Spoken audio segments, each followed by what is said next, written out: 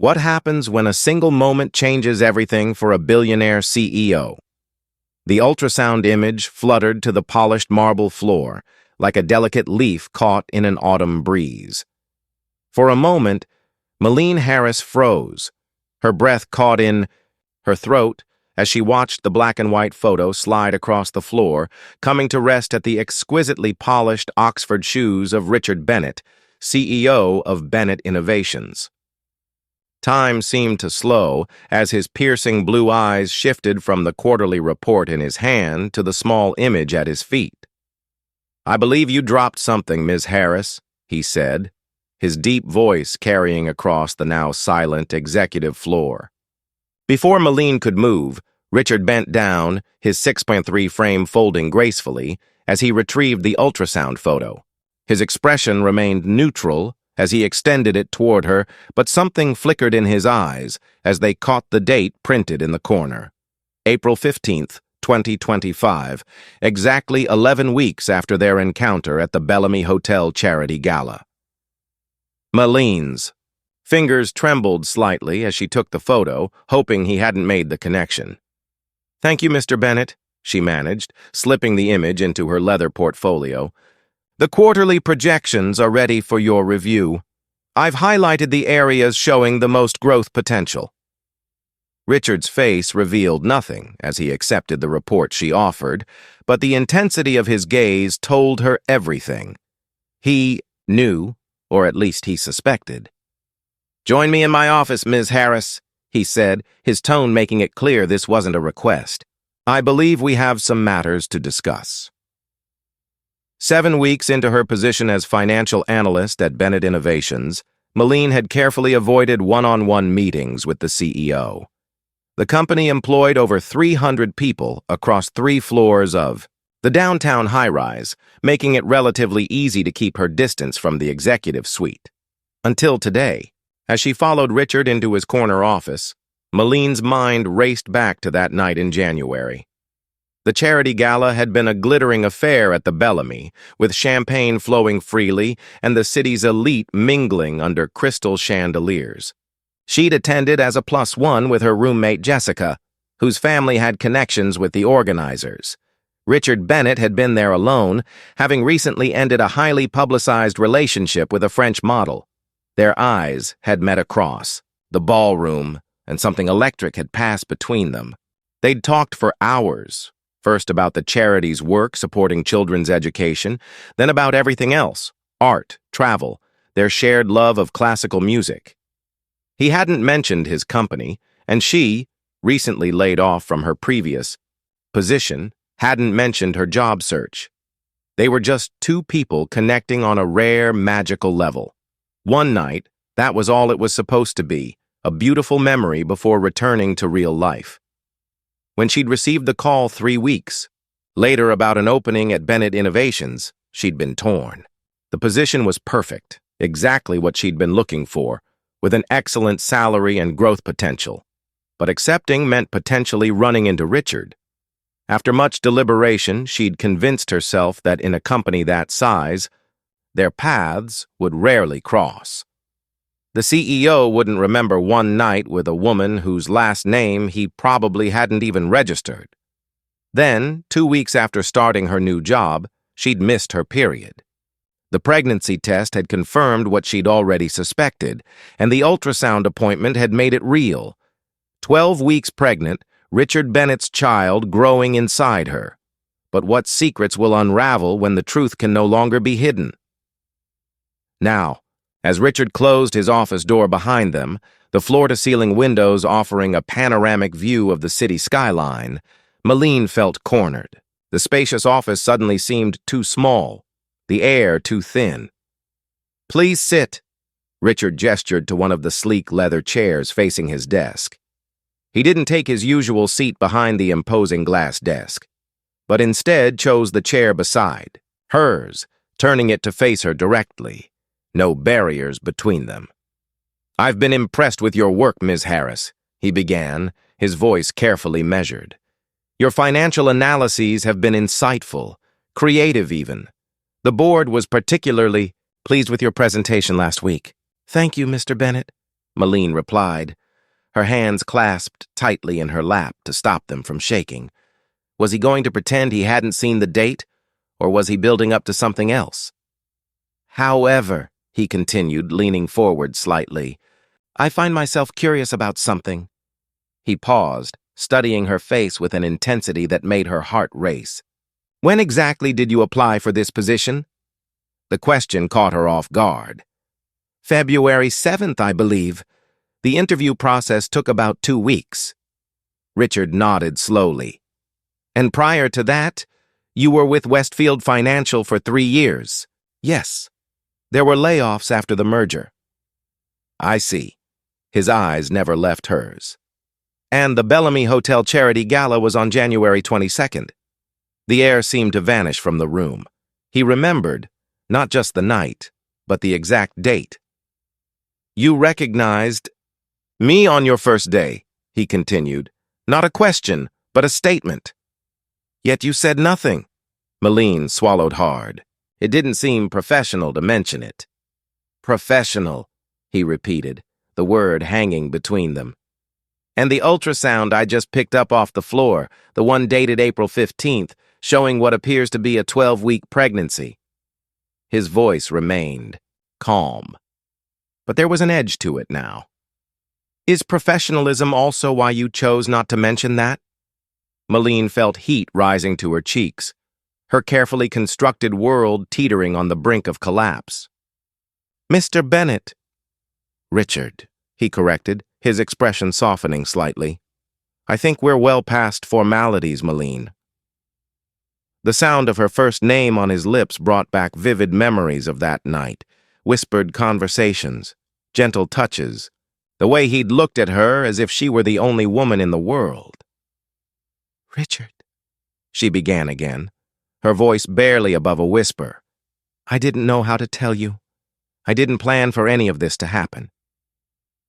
Outside the window, dark clouds were gathering, mirroring the storm brewing within the office. A light rain began to tap against the glass, creating a rhythmic backdrop to the tension filling the space between them. Were you ever going to tell me? He asked, and for the first time, she heard something vulnerable in his voice. Or was I never supposed to know about my own child? I don't know, Meline admitted, the truth spilling out before she could stop it. I've been trying to figure out what to do since I found out. Richard ran a hand through his dark hair, a gesture that made him look suddenly vulnerable, less like the formidable CEO whose face graced business magazines and more like the man she'd connected with that night at the Bellamy. So it is mine, he asked quietly, though they both knew the answer. Meline nodded, her throat tight. Yes, there's been no one else. A heavy silence filled the office, broken only by the increasing rhythm of raindrops against the window. The city skyline, usually so vivid from this height, was now obscured by sheets of rain, isolating them in their own world high above the streets. I should have told you, she finally said, but everything happened so fast. I didn't know I was pregnant when I accepted the position here. And then when I found out, she trailed off, looking down at her hands. You're Richard Bennett. Your last 3 girlfriends were models and actresses. Your company is expanding into international markets. Your life is complicated enough without my child, he interrupted, his voice sharper than she'd heard it before. Did it occur to you that I might have wanted to know? That I might have had something to say about it? Meline felt a flicker of defiance. And what would you have said, Richard? Congratulations on the surprise pregnancy from our one-night stand. Let me set you up with the best lawyers for a generous child support arrangement? Or perhaps, how? Unfortunate that this happened, but best of luck? Richard stood abruptly, pacing to the window. He stood there for a long moment, his back to her, shoulders tense beneath his tailored suit. When he finally turned, his expression was carefully controlled. You're right, he said, surprising her. I don't know what I would have said, but I deserved the chance to figure it out. Thunder rumbled outside, and Meline felt the vibration in her chest, Or perhaps that was just her heart pounding with the weight of secrets finally exposed. "Tell me about the appointment," Richard said, his tone gentler now. Is the baby healthy?" The simple question, so full of genuine concern, threatened to undo her completely. "Yes," she managed, blinking back sudden tears. "Everything looks normal, strong heartbeat. The doctor says I'm doing well." Richard nodded, his relief visible. He returned to sit across from her, closer this time. "I want to be involved, Meline. I need you to understand that whatever assumptions you've made about me or my reaction, they're wrong." "It's not that simple," she countered. "We barely know each other. One night, no matter how wonderful, doesn't make a relationship. And now, I work for you. Do you have any idea how complicated this is?" "Of course I do," he responded, frustration edging his voice. "But that doesn't change the facts. In 7 months, there will be a child. My child. Our child." He leaned forward. "And despite what the tabloids might suggest, I take my responsibilities." "Seriously?" Meline studied his face, searching for any sign of insincerity and finding none. Richard Bennett might be many things, driven, intimidating, occasionally ruthless in business, but in this moment, he was simply a man confronting unexpected news with more composure than most would manage. "I have a doctor's appointment next week," she offered tentatively. "They'll do another ultrasound." Something flickered in his eyes. Hope, perhaps. "I'd like to be there, if you'll allow it." Before she could respond, his office phone buzzed. Richard ignored it, but it buzzed. Again insistent. "Mr. Bennett?" His assistant's voice came through the speaker. "The Nakamura delegation has arrived early. They're waiting in the conference room." Richard closed his eyes briefly, the outside world intruding on their fragile moment of understanding. "Tell them I'll be there in 5 minutes, Diane." He turned back to Meline. "I have to handle this. It's the Tokyo expansion. We've been working on it for months." His gaze was intense, almost pleading. "But this conversation isn't over. Have dinner with me tonight. Not as your boss, as the father of your child. We need to talk about where we go from here." Meline hesitated. Years of careful self-protection warring with the undeniable pull she still felt toward him. "All right," she finally agreed. "Dinner." Relief washed over his features. "I'll have my driver pick you up at 7. We'll go somewhere private." As she gathered her portfolio to leave, Richard reached out, his fingers lightly touching her arm.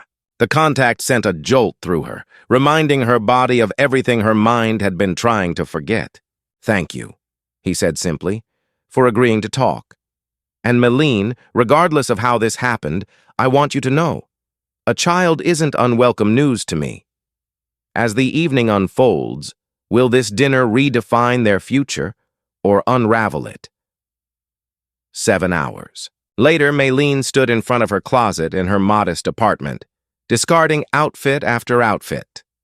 Nothing seemed right for dinner with the father of her unborn child, who also happened to be her boss, after a revelation that had upended both their lives. "You're overthinking this," Jessica said from the doorway, watching her roommate's growing pile of rejected clothes. "The man's seen you naked. I don't think he's going to care if you wear the blue dress or the black one." "Jess," Meline groaned, throwing a balled-up sweater in her friend's direction. "Not helping." Jessica caught the sweater with a laugh. "Sorry, but someone needs to lighten the mood. You look like you're preparing for an execution, not dinner." Her expression softened. How did he really take it? The pregnancy? Meline sank onto the edge of her bed. "Better than I expected," she admitted. "He was upset I didn't tell him sooner, but he wasn't angry about the baby itself. He said he wants to be involved." "And that surprises you?" "I don't know him." "Jess, not really. One night, and a handful of professional interactions. Don't tell me who Richard Bennett really is when the cameras aren't watching." Jessica sat beside her. "Well, The tabloids say... The tabloids say he dated a French model who's actually Canadian, that he owns a private island he's never been to, and that he once punched a competitor at a charity event when they actually just shook hands rather firmly, Meline interrupted. I don't think they're reliable sources. Fair point, Jessica conceded. But tonight's your chance to actually get to know him. The real him, not the CEO or the one-night stand. The potential father of your child. She picked up a simple emerald dress from the discarded pile. Wear this one. It brings out your eyes and works with your pregnancy. Nothing too sexy, nothing too formal, just you. Meline took the dress, gratitude flooding her features. What would I do without you? Probably show up in sweatpants or a ball gown with nothing in between, Jessica teased, standing. Now get dressed. Your baby daddy's car will be here in 20 minutes. Don't call him that, Meline protested, but there was a hint of a smile on her face for the first time that day. As predicted, the sleek black car arrived precisely at 7's. The driver, a polite older man who introduced himself as Thomas, held the door for her with a respectful nod. Mr. Bennett is finishing a call and will meet you at the restaurant, Miss Harris, he explained, as they pulled away from her apartment building. He asked me to apologize for not picking you up personally. Meline nodded, trying to ignore the flutter of disappointment. Of course, Richard would be working late. He ran a multinational corporation. She had no right to expect him to drop everything because of their situation. As the car wound through the city streets, she placed a protective hand over her still flat stomach. What am I doing? She whispered to herself, suddenly overwhelmed by the reality of the evening ahead. This wasn't just dinner. This was the beginning of negotiations that would shape the rest of her life and her child's. The restaurant wasn't what Meline expected. Instead of one of the city's exclusive fine dining establishments, where reservations were made months in advance, Thomas drove to a renovated Victorian house on a quiet, tree-lined street in the historic district. A discreet brass plaque beside the door read, Charlotte's. Mr. Bennett owns this place, Thomas explained as he opened her door. It's not open to the public. He uses it for private meetings and special occasions. The interior was warm and elegant. Polished hardwood floors, soft lighting from antique fixtures, and a crackling fireplace in what had once been the home's living room. No other guests were present, just a single table set for two near the fireplace, and an older woman who greeted her with a warm smile. Miss Harris, welcome. I'm Charlotte, she said, taking Meline's coat. Mr. Bennett is waiting for you in the library. Please follow me. Meline followed Charlotte through the main dining room to a smaller room lined with bookshelves. Richard stood when she entered, setting aside what looked like a worn photo album. He had changed from his business suit into dark slacks and a charcoal sweater that softened his usually imposing presence. You look beautiful, he said simply, pulling out her chair. Thank you for coming. Charlotte discreetly withdrew, leaving them alone in the intimate space. A bottle of sparkling water chilled in an ice bucket beside the table. This place is lovely, Meline said, glancing around at the well-stocked bookshelves. Thomas said you own it? Richard nodded, pouring water for both of them. It was my grandmother's house. After she passed, I couldn't bear to sell it, but it was sitting empty. Charlotte was her housekeeper for 30 years. She suggested turning it into a private dining venue. His eyes crinkled slightly at the corners. She still won't let me call her anything but Charlotte, despite technically being my employee for the past decade. The personal story surprised Meline. It wasn't the kind of detail that appeared in his company bio or press profiles. You were close to your grandmother, she observed. She raised me after my parents died, he replied, a shadow crossing his face. Car accident when I was 8. My grandmother was the only family I had left. Meline hadn't known this. The business magazines portrayed Richard Bennett as a self-made success story who built his tech company from the ground up, but they rarely mentioned his personal history. "I'm sorry," she said softly. "I didn't know about your parents." "It's not something I talk about often," he admitted, "but it seems relevant now, given our situation." He hesitated, then added, "My grandmother taught me that family is precious, irreplaceable. That's why today, when I saw that ultrasound—" He trailed off, emotion briefly overtaking his usual composure. Their conversation paused as Charlotte returned with the first course, a delicate soup that Meline recognized as homemade chicken noodle, comfort food elevated to gourmet status. "Your grandmother's recipe," she guessed after Charlotte left again. Richard looked surprised, then pleased. "Yes, how did you know?" "Just a feeling. It's too personal to be a chef's creation." They ate in companionable silence for a moment before Richard spoke again. "I want to know what you're thinking, Meline, about the pregnancy, about us, about how you want to proceed." Meline set her spoon down carefully. "I want to keep the baby," she said, the words coming easier than she'd expected. "I've known that from the moment I saw the first ultrasound. What I don't know is how to navigate everything else." She met his gaze directly. "I'm not looking for anything from you that you don't want to give, but I won't lie and say I'm not worried about my job, my reputation, my future at the company." "Your job is secure," Richard said immediately, "regardless of our personal situation." "Is it?" Meline challenged. "You know as well as I do how quickly rumors spread. Once people find out I'm pregnant with the CEO's child, no one will believe I earned my position. Everything I've worked for will be questioned." Richard frowned. "We can be discreet." "For how long?" she interrupted. "Eventually I'll show. Eventually people will do the math.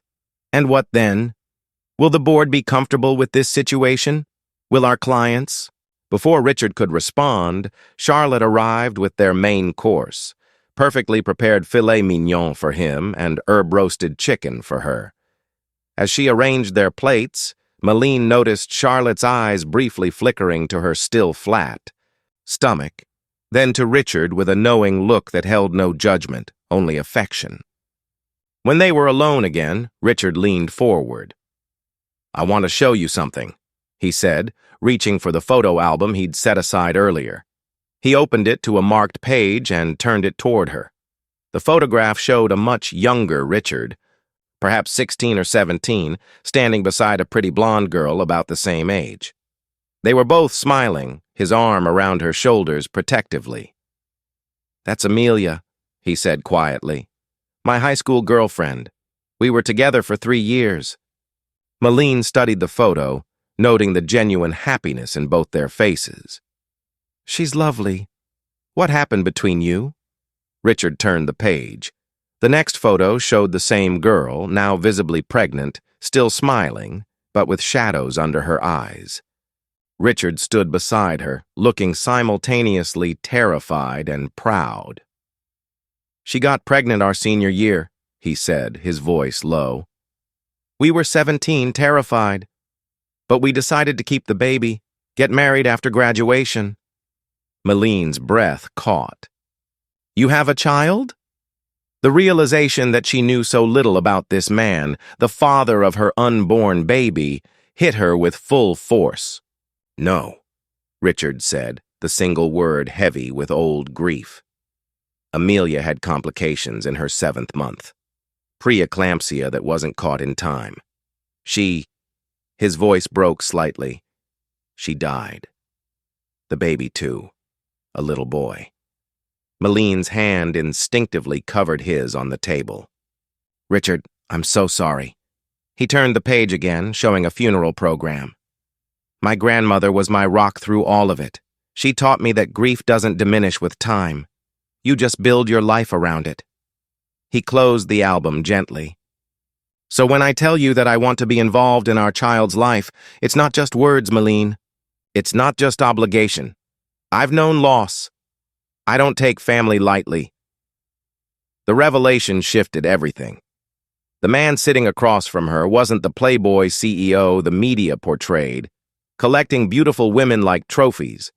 He was someone who had faced devastating loss and built himself anyway, carrying invisible scars beneath his successful exterior. "Why are you telling me this?" she asked, though she thought she knew.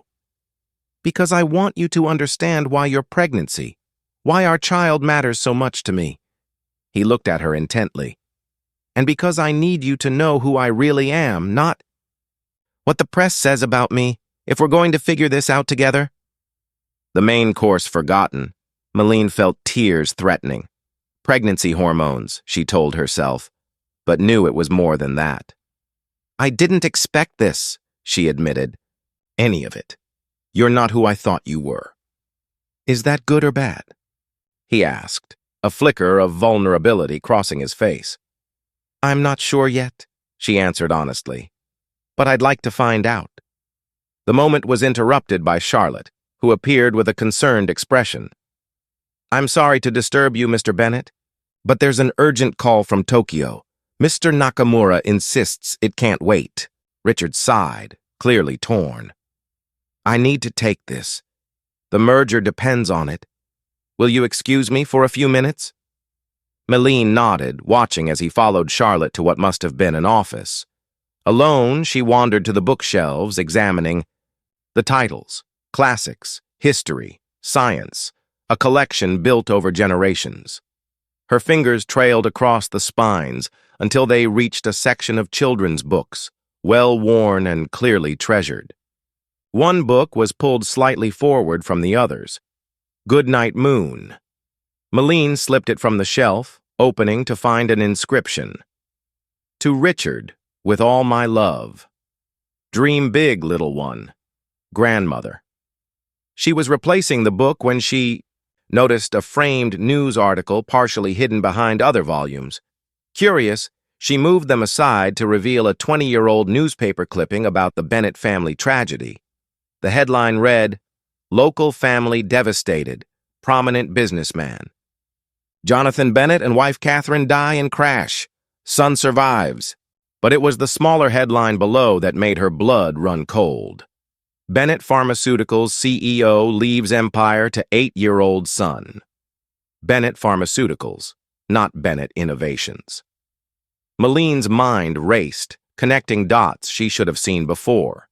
Bennett Pharmaceuticals had been one of the largest pharmaceutical companies in the country before its sudden collapse 15 years ago. There had been scandals, a recalled medication, allegations of falsified research data, class action lawsuits from families of patients who had died, and the CEO at the center of it all had been Jonathan Bennett, Richard's father.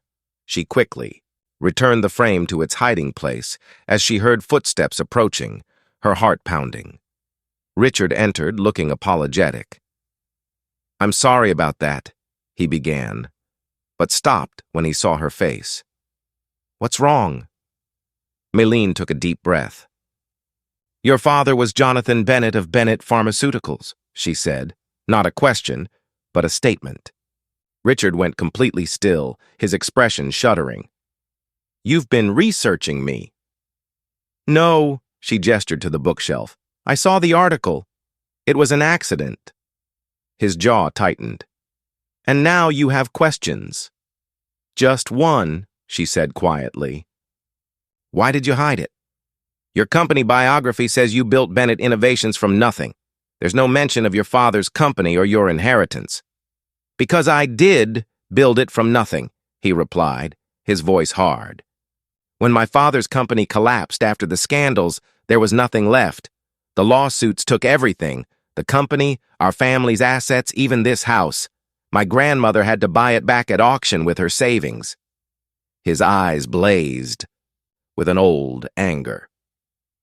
"I changed my name legally when I turned 18, went to college on scholarships, started Bennett Innovations with a loan and an idea. I didn't hide my past, Meline. I overcame it." The intensity of his response left her momentarily speechless.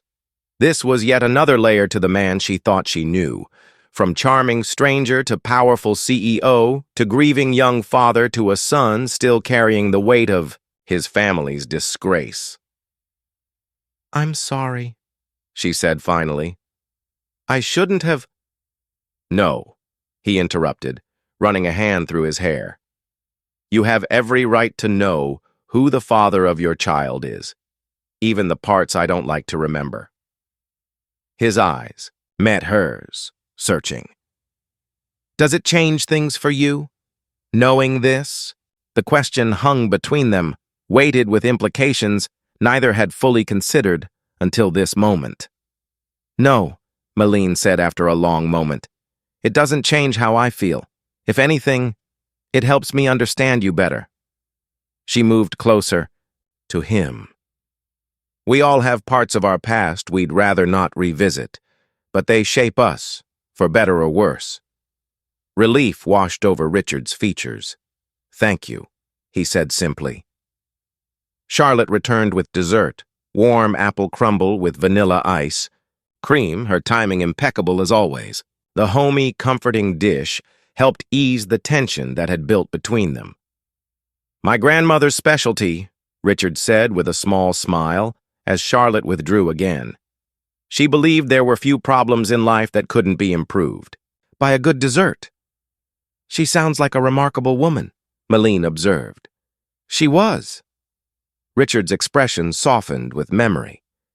"She would have been thrilled about this baby. She always wanted me to have a family of my own." They ate in comfortable silence for a few minutes before Meline set down her spoon. "So, where do we go from here, Richard? Practically speaking." He considered the question carefully. "I'd like us to get to know each other better," he said finally.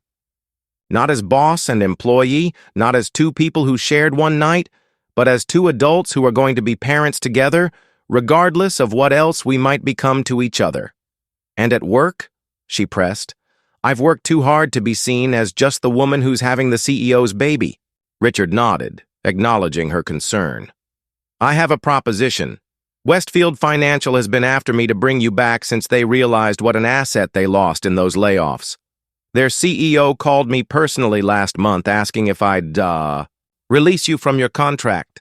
Meline blinked in surprise. "Jack Westfield called you? About me?" "He did. Apparently, the merger reorganization was more chaotic than they anticipated, and they regret letting you go. They're offering a director position, higher than what you had before, higher than your current position with us." "And you're telling me this now because—" "Because it might be a solution," Richard said. "You'd have a clear advancement that has nothing to do with our personal situation. No one could claim favoritism or impropriety, and professionally it would be a significant step up." Meline felt a complex mix of emotions, appreciation for his thoughtfulness, pride at the recognition of her work, but also a strange disappointment at the thought of leaving Bennett Innovations, leaving Richard's daily orbit just as they were beginning to truly know each other. "Would we still—" she began, then hesitated. "Still see each other?" "Absolutely," he finished for her. "This would be about protecting your professional reputation, not pushing you away. In fact," he paused, seeming to gather his courage, "I was hoping we might consider dating properly this time, getting to know each other as we prepare for this child." The proposal hung in the air between them, unexpected, yet somehow exactly right. "Dating," Meline repeated, testing the word. "Like dinner and movies and getting to know each other's favorite colors?" Richard's lips quirked into a smile. "Something like that. Though I already know your favorite color is green." She raised an eyebrow. "How could you possibly know that?" "The charity gala," he explained. "You said the emerald necklace the museum director was wearing caught your eye because green was your favorite color." His eyes sparkled. "I pay attention, Meline." The fact that he remembered such a small detail from their one night together months ago made something warm unfurl in her chest. "Mine's a bit more complicated than remembering your favorite color is blue," she admitted. Richard looked genuinely puzzled. My favorite color isn't blue. But your ties, your office, even your company logo, everything is blue. He laughed, the sound rich and genuine. That's marketing, not preference. My favorite color is actually orange, bright sunrise orange. His expression grew nostalgic. My mother used to paint. She did mostly sunrises. I guess it stuck with me. This small, intimate revelation, something no business profile or magazine interview had ever uncovered, felt like a gift, a piece of the real Richard Bennett that few people ever saw. Orange, she repeated with a smile. I wouldn't have guessed that in a million years. See, we have a lot to learn about each other. He reached across the table, his hand covering hers. I'm not asking for promises, Meline. Just a chance. For both of us. For our child. Before she could respond, a sharp pain lanced through her abdomen. She gasped, doubling over slightly. Meline! Richard was instantly alert, concern etching his features. What's wrong? I don't know, she managed, as another cramp seized her. Something's not right. Richard was on his feet immediately, calling for Charlotte while pulling out his phone. I'm calling my doctor. He'll meet us at the hospital. The next hour passed in a blur of anxiety. Richard's private doctor, a kind-faced man named Dr. Mitchell, met them at the hospital's private entrance. Meline was whisked to an examination room, fear clutching at her heart as she remembered Richard's story about Amelia. Richard refused. To leave her side, his normally commanding presence reduced to silent worry as Dr. Mitchell performed an ultrasound. Please, Meline whispered, gripping Richard's hand tightly. Please let the baby be okay. After what felt like an eternity, Dr. Mitchell smiled. The heartbeat is strong, he announced, turning the monitor so they could both see the tiny fluttering on the screen. What you experienced was likely round ligament pain, uncomfortable but normal, as your body adjusts to pregnancy.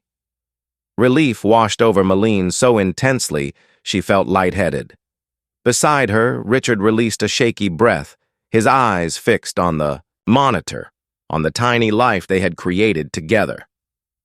However, Dr. Mitchell continued, adjusting the ultrasound wand slightly, I'm noticing something interesting here. He pointed to the screen. Do you see this? Meline squinted at the grainy image. What am I looking for?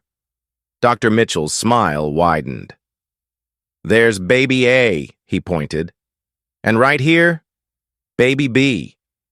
The room seemed to tilt. Baby B? She repeated, numbly. Twins, Dr. Mitchell confirmed. Fraternal twins, by the look of it, both with strong heartbeats. Richard made a sound somewhere between a laugh and a gasp. Twins, he repeated, his voice filled with wonder. His eyes met Meline's, bright with emotion. 2 babies. Dr. Mitchell discreetly excused himself, promising to return with prenatal vitamin recommendations and information about managing a twin pregnancy. Alone with Richard, Meline felt tears spilling down her cheeks. Twins? She whispered. I never imagined. Are you afraid? Richard asked softly, his thumb gently wiping away her tears. Terrified, she admitted. 1 baby was overwhelming. Enough. But 2. How will I manage? Not you, he corrected gently. How will we manage? He took both her hands in his. Meline, I know this is fast. I know we're still virtually strangers in many ways, but I'm all in. Whatever you need, whatever our children need, I won't let you do this alone. In that moment, looking into his eyes, Meline believed him completely. This wasn't the polished CEO or the charming man from the gala speaking. This was simply Richard, a man who had known profound loss, who understood the value of family, who was offering not just financial support, but true partnership. I'd like to try, she said finally. getting to know each other, seeing if we can build something real for ourselves and for our children." His smile was like sunrise breaking through clouds. "I'd like that too." Stay tuned to Whisper Fable to see how this unexpected journey transforms their lives. 18 months later. "Da, da, da, da," little Thomas chanted, banging his spoon enthusiastically against his high chair tray. Beside him, his sister Charlotta, named for Richard's grandmother, was methodically arranging her cereal pieces in patterns only she understood. "You've got an admirer," Meline laughed, as Richard entered the kitchen of their brownstone, straightening his tie. "The feeling is mutual, buddy," Richard said, dropping a kiss on his son's head before doing the same to his daughter, who gifted him with a solemn smile. The twins had arrived 7 months after that fateful night at Charlotte's restaurant, healthy, strong, and with distinctly different personalities from day one. Thomas was all Bennett, dark-haired and intense with his father's piercing blue eyes. Charlotta had Meline's golden brown hair and thoughtful disposition. "The Tokyo conference call is at 10 Boag," Meline reminded him, handing over a travel mug of coffee. "And Jack wants those projections by noon."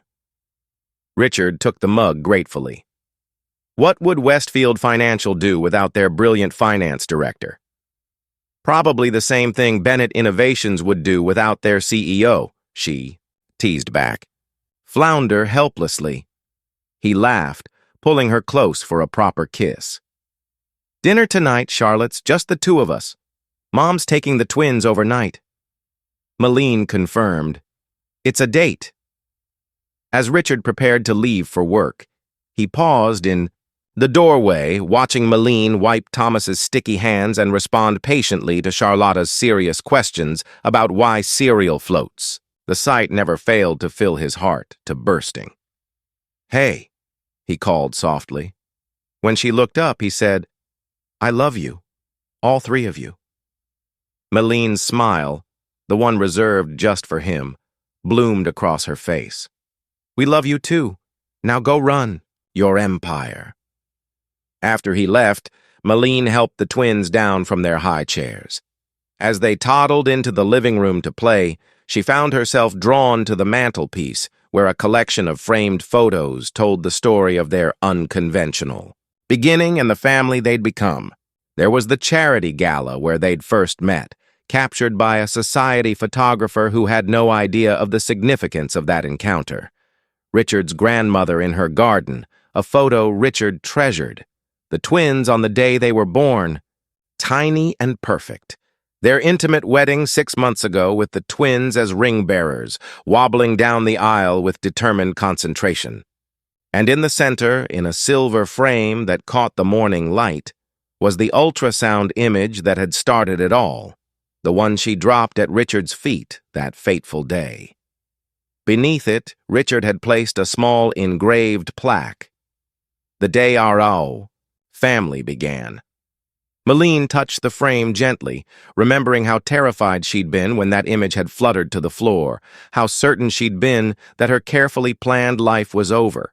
Instead, it had been just beginning. Behind her, the twins erupted into giggles over something only they understood. The special language of siblings who had shared a womb and would share a lifetime. The sound of their laughter, bright and uninhibited, filled the home she and Richard had created together. Not the life she'd planned, certainly, but as Charlotta toddled over to tug at her hand, demanding her attention for some new discovery, Meline knew with absolute certainty it was infinitely better. If this story of unexpected love and family touched your heart, subscribe to Whisper Fable for more tales of transformation and hope.